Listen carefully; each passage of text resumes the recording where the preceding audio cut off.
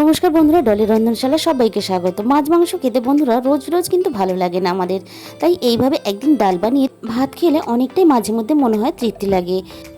আজকে রেসিপিটা তোমাদের ভালো লাগলে অবশ্যই ভিডিওতে একটা লাইক করো, আর নতুন বন্ধুদের কাছে অনুরোধ রইল আমার চ্যানেলটাকে সাবস্ক্রাইব করে পাশে থাকার জন্য। এখানে আমি নিয়েছি হাফ বাটি পরিমাণ বিউলির ডাল, আর ওই একই মাপের আর একটা বাটি আমি এখানে নিয়েছি মটর ডাল। দুটোই সমান সমান নিয়েছি। এদিকে গ্যাসের মধ্যে একটা কড়াই বসিয়ে দিয়েছি, আর কড়াইয়ের মধ্যে দিয়ে দিলাম বিউলির ডাল। বিউলির ডালটা একটু হালকা করে ভেজে নেব। বিউলির ডালে যখন নিজস্ব একটা সুগন্ধ বেরিয়ে আসবে তখন আমি বিউলির ডালটাকে একটা বাটির মধ্যে ঢেলে নিলাম। ভাজা বিউলির ডালের মধ্যে আমি মটর ডালটাও একসাথে মিশিয়ে দিলাম।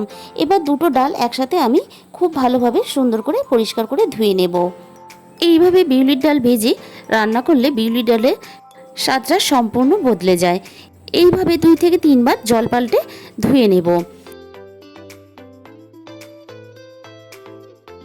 এবার আমি প্রেসার কুকারের মধ্যে আন্দাজ মতন দিয়ে দিলাম জল, আর ধুয়ে রাখা ডালগুলো আমি দিয়ে দিলাম। ডালটা আমি খুব ভালোভাবে সেদ্ধ করে নেব। ডালটা সেদ্ধ করে আমি বাটির মধ্যে ঢেলে নিয়েছি। বিউলির ডাল সেদ্ধ হওয়ার পরেও কিন্তু এরকম একটু গোটা গোটা থাকে। এবারে আমি এই সেদ্ধ ডালটা কড়াইয়ের মধ্যে ঢেলে দিলাম। এরপর আমি একটা হাতার পেছন দিয়ে এইভাবে ডালটাকে খুব ভালোভাবে ঘেঁটে দেব। আমার খুব সুন্দর করে কিন্তু এখানে ডালটা ঘাঁটা হয়ে গেছে। এবারে আমি এখানে পরিমাণ মতন দিয়ে দেব জল।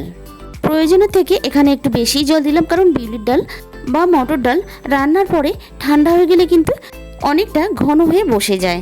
আর আমি এখানে দিয়ে দিলাম নামমাত্র কাঁচা লঙ্কা বাটা আর পরিমাণ মতন আদা বাটা। আদা ও কাঁচা লঙ্কা বাটাটা আমি ডালের সাথে মিশিয়ে দিলাম। এরপরে আমি দিয়ে দিলাম ডালের মধ্যে স্বাদ মতো লবণ, পরিমাণ মতন হলুদ, অল্প একটু জলে গুলে আমি এখানে দিয়ে দিলাম। আবারও আমি এখানে সব কিছু ডালের সাথে খুব ভালোভাবে মিশিয়ে দেব, আর ডালটাকে আমি এখানে ফুটতে দেব। আর ফোটার সাথে সাথে আমি এইভাবে ঘাঁটতে থাকবো। মিনিট 5 আমি এখানে হাই ফ্লেমে ডালটা খুব ভালোভাবে ফুটিয়ে নিয়েছি। এবারে আমি এটাকে নামিয়ে নেব। আবারও আমি কড়াইটা খুব ভালোভাবে ধুয়ে পরিষ্কার করে নিয়েছি। এবারে কড়াইয়ের মধ্যে দিয়ে দিলাম পরিমাণ মতন সর্ষের তেল। এবার তেলটা খুব ভালোভাবে এখানে গরম হয়ে গেছে। তেলের মধ্যে আমি ফোড়নে দিয়ে দিলাম মৌরি, আর দিয়ে দেব অল্প একটু 5 ফোড়ন, আর দিয়ে দেব একটা তেজপাতা আর 2টো শুকনো গোটা লঙ্কা। এবারে আমি 2 থেকে 3 সেকেন্ড ফোড়নটা খুব ভালোভাবে ভেজে নেব। ফোড়ন থেকে যখন সুন্দর একটা গন্ধ চলে আসবে তখন আমি এখানে ডালটা আস্তে করে এইভাবে সাবধানে ঢেলে দিলাম। আর বন্ধুরা, তোমরা যদি কাঁচা লঙ্কা বাটা না দিতে চাও তাহলে কিন্তু নাও দিতে পারো, তবে বিউলি মটর ডালে অবশ্যই আদা বাটাটা ব্যবহার করতে হবে।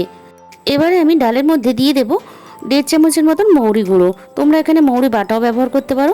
মৌরি গুঁড়োটা দেওয়ার পরে আমি খুব ভালোভাবে ডালের সাথে এইভাবে মিশিয়ে দেব, আর দিয়ে দেব স্বাদ মতো চিনি। সব কিছু দেওয়ার পরে আমি আবারও একইভাবে সব কিছু মিশিয়ে নেব ডালের সাথে। এইভাবে একবার হলেও তোমরা বিউলি মটর ডাল রান্না করে খেয়ে দেখবে, অসাধারণ খেতে হয়। ডাল ফোড়ন দেওয়ার পরে যত এইভাবে খুন্তি দিয়ে ঘাঁটবে ডালের স্বাদ কিন্তু তত বেশি দ্বিগুণ হবে। তাহলে আজকে এই পর্যন্ত, দেখা হবে অন্য কোনো রেসিপির সাথে।